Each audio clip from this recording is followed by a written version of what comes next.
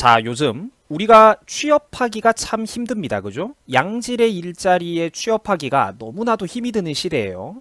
자, 최근 이런 상황과 맞물려 떨어져 가지고 인천국제공항의 정규직 그리고 비정규직 전환 문제가 참 말이 많다는 거 다들 잘 알고 계실 겁니다.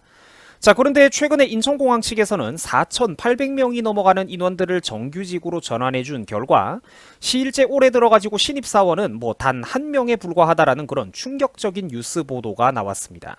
시청자 여러분, 그리고 지금 이 영상을 보고 계신 전국의 취업 준비생 그리고 청년 여러분, 이거 왜 이렇게 된 걸까요? 그렇죠. 묻지마식 정규직 전환이 불러온 채용 절벽 아닙니까? 그죠? 필연이었다는 얘기예요. 예고된 사태였다는 얘기입니다. 감성에만 정신이 팔려버려가지고 약자들을 배려해주겠다라는 그럴듯한 명분, 무계획적이고 충동적인 판단 하에 임금님이 선심을 쓰듯이 갑자기 하사해버리듯이 정규직으로 대규모 이렇게 전환을 해줘버리니까 실제 인천공항이라는 조직체의 예산은 한정되어 있는 법인데 당연히 그 운영이 빠듯해지지 않겠습니까? 새로운 사람 못 뽑겠죠. 정치권에서야 물론 지금 청년들이 화가 났으니까 불난 청년들의 민심을 일시적으로 다독거리려고 그 신규 채용하고는 상관없다. 청년들이 가져갈 파이의 크기와는 상관이 없다. 이런 변명들을 해대지만 자, 그런 헛소리들을 고지고대로 믿는다면 그거는 판단력과 지능에 문제가 있다는 것입니다. 당연히 이런 식으로 고용 절벽이 올 수밖에 없겠죠. 부메랑처럼 현실의 문제라는 건 언젠가는 되돌아오는 법이라는 얘기입니다. 오늘 그 얘기를 좀 하려고 해요. 또한 최근에 이를 두고 이 인천공항 문제를 두고 김두관이가 논란이 되고 있다는 거 다들 잘 알고 계실 겁니다. 젊은이들이 내로남불이라고 비판을 하자 자기 아들이 유학 간 게 이거랑 무슨 상관이냐고 억울하다는 반응을 보였죠. 참 그러니까 답답하지 않습니까?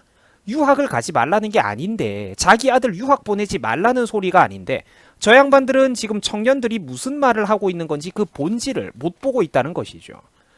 심지어 이제는 일부 언론들이 편파적인 보도, 가짜뉴스를 내보낸다면서 언론 개혁을 하겠다라는 태도를 보여주고 있습니다.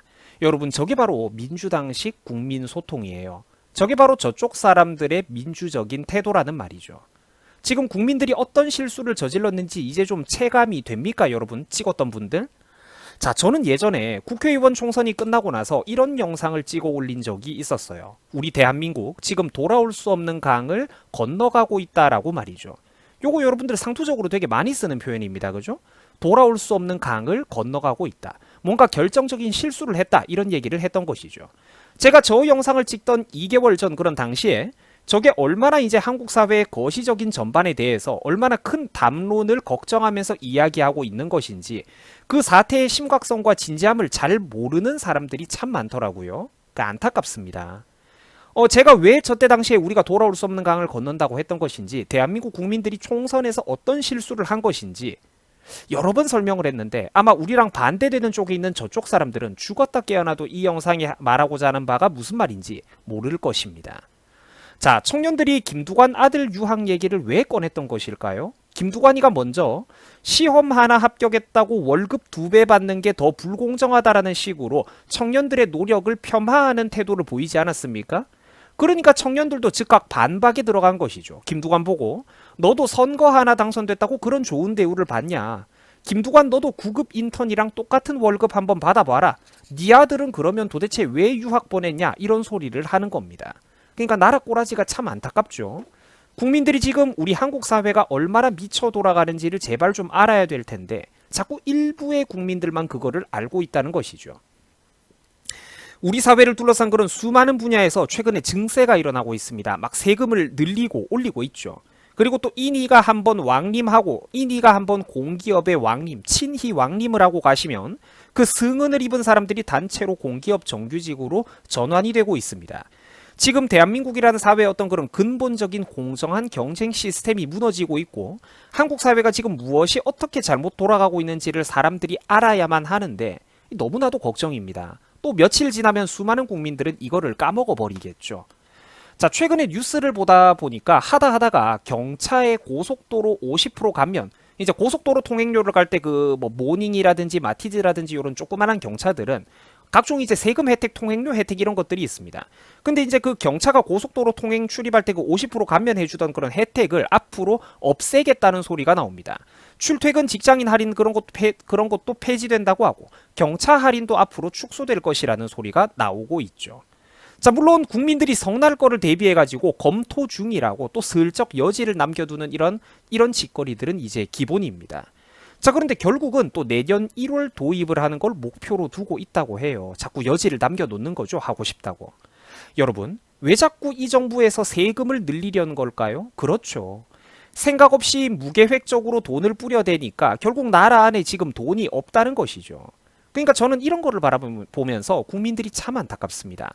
이 세상에 공짜가 없다는 걸 언제쯤 깨달을까요?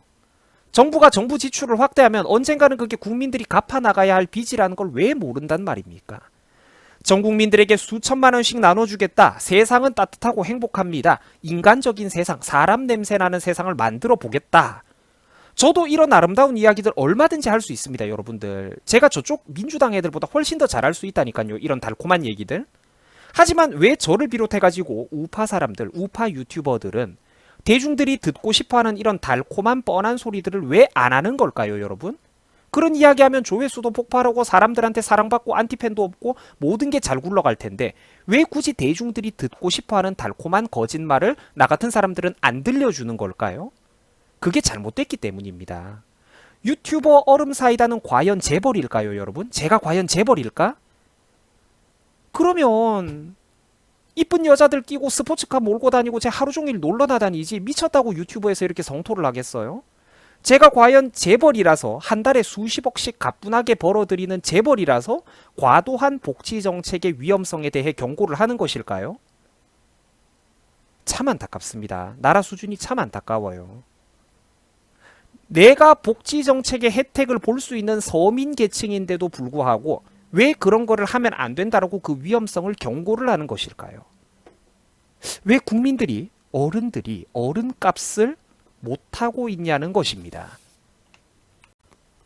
자, 지금 우리나라는요, 지금 사회 전방위적으로 수십 수백 가지 분야에서 무슨 일들이 벌어지고 있는지 국민들이 그걸 몰라도 너무 모르고 있습니다. 현실적인 각종 문제들과 지금 이런 일들이 나중에 어떤 부메랑으로 되돌아올 것입니다 라고 이런 쓴소리 지적을 해주면 그 극우라고 하고 적폐라고 해버려요. 그 정신승리하기도 참 편안하죠. 요즘 문정부가 밀어붙이고 있는 각종 수많은 불공정한 그런 시스템들이나 증세, 세금을 늘린다는 것이죠, 국민들에게. 그리고 각종 부당한 정책들 중에서 사실 처음부터 인이가 안 하겠다라고 했던 거는 하나도 없었습니다. 인이는 사실 거짓말을 한 적은 없었어요. 그는 그저 공약을 지키고 있을 뿐입니다. 왜 저 사람들을 뽑아주면 안 되는지 경고를 해온 사람들은 사실 대한민국에 항상 있어 왔습니다.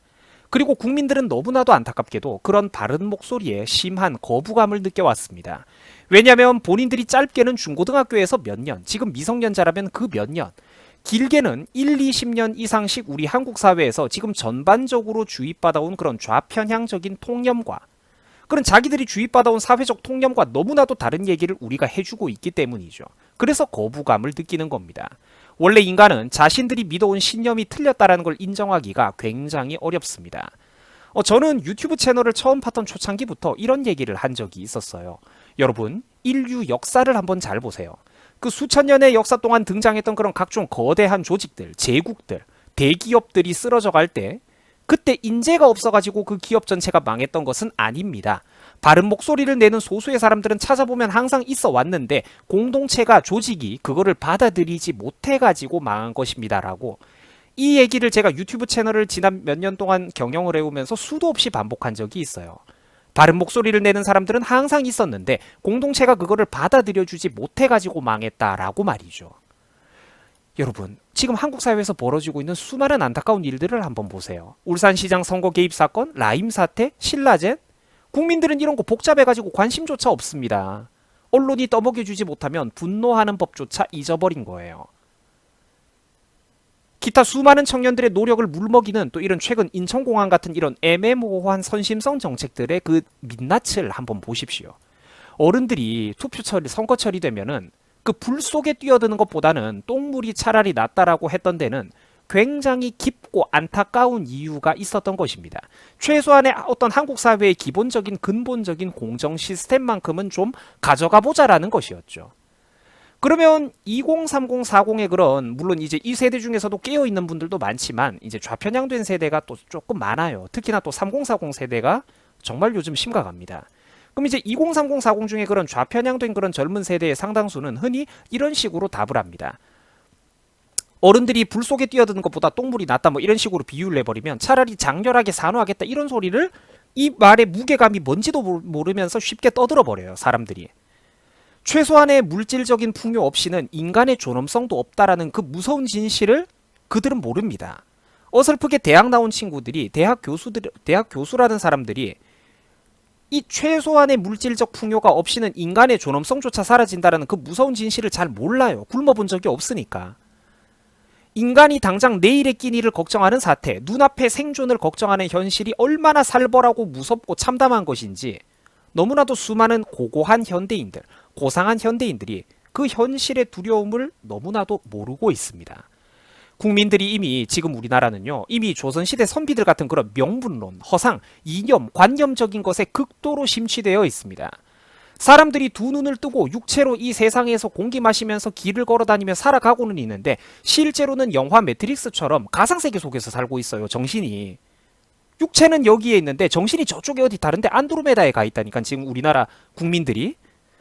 실제로 저짝 세력들은 까보면 청렴하지도 않을 뿐더러 이것저것 까뒤집어 보면 부패하기도 더 부패해 있습니다.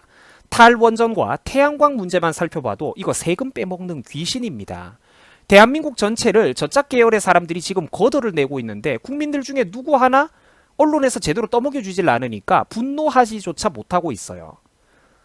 도덕성도 없는데 무능함은 말할 것조차 없습니다. 쟤네들. 그러면서도 뻔뻔하기는 약해 빠진 미통당보다 수백 배 더 뻔뻔하죠. 여러분 조국 사태만 해도 한번 보세요. 이 인간 벌써부터 복귀 각 재고 있죠. 유튜브에 와가지고 노래 부르면서 복귀할 각을 재고 있다니까. 조국 사태만 해도 한번 보세요. 이명박이나 박근혜가 만약에 그런 인사를 고집했으면 여러분 과연 어떻게 됐을까요? 이명박이나 박근혜가 그런 인사를 고집했으면 과연 어떻게 됐을까? 솔직히 개박살이 났겠죠. 얘네들은 최소한 국민이 두려운, 민심이 두렵다는 것을 아는 인간들이었어요. 그런데 문재인 같은 애들은 민심은 사실 별것 아니다. 국민은 사실 조금만 잘 조련을 하면 아무것도 아니다라는 사실을 너무나도 잘 알고 있습니다. 이미 국민들 스스로가 철저한 이중잣대로 정치권을 바라보고 있다라는 것이죠. 차악, 덜 나쁜 것을 선택할 그런 냉정한 이성과 합리성도 이미 실종되어 버린 지 오래입니다. 저는 솔직히 우리 한국 사회의 그런 온라인 정치 토론 문화를 바라볼 때 참 안타까운 게 있습니다. 저는 최소한 뭐라도 받아 먹으면서 정권의 나팔수 노릇을 하는 그런 인간들은 차라리 양반이라고 생각을 해요. 뭐라도 받아먹으면서 정권의 나팔수 노릇을 해주는 인간들은 차라리 양반이라고 생각을 해요. 반면에 자발적으로 아무것도 받는 것조차 없으면서 심지어 본인들이 간접적으로는 사회 전방위적으로 손해를 보고 있는데 본인의 밥그릇이. 그럼에도 불구하고 자발적으로 열렬한 신자 노릇을 해주는 바로 그 사람들. 사실 가장 많은 비율을 차지하는 네티즌들이죠. 저는 그런 사람들이 진심으로 불쌍합니다. 가장 불쌍해요. 누가 정말로 자기들의 편인지 자기들의 밥그릇과 취직, 일자리, 청년 취업의 그런 파이를 늘려주는 목소리를 누가 정말로 자기들을 위해서 내주고 있는지 그들이 전혀 모르고 있다는 것이죠. 앞으로도 참 안타깝지만 그들 중에서 다수는 오랫동안 나와 여러분들, 우리 같은 사람들을 그들은 오랫동안 격렬하게 미워할 것입니다. 우리가 그들의 아군이 아니라 적이라는 착각하에 말이죠. 저는 솔직히 그들을 미워하지 않습니다. 가엾다라고 동정할 뿐이에요. 일반인들도 이렇게 정보를 습득할 수 있는 루트가 차고 넘치는 이런 시대에 당당하게 스스로 자기 인생의 주인이 되지 못하고 수백 년 전 민초들의 대다수가 문맹이었던 그때 그 시절처럼 스스로 이름 없는 군중들의 하나로 서서히 가라앉아가는 운명을 선택한 그들. 가엾습니다. 참으로 가엾습니다.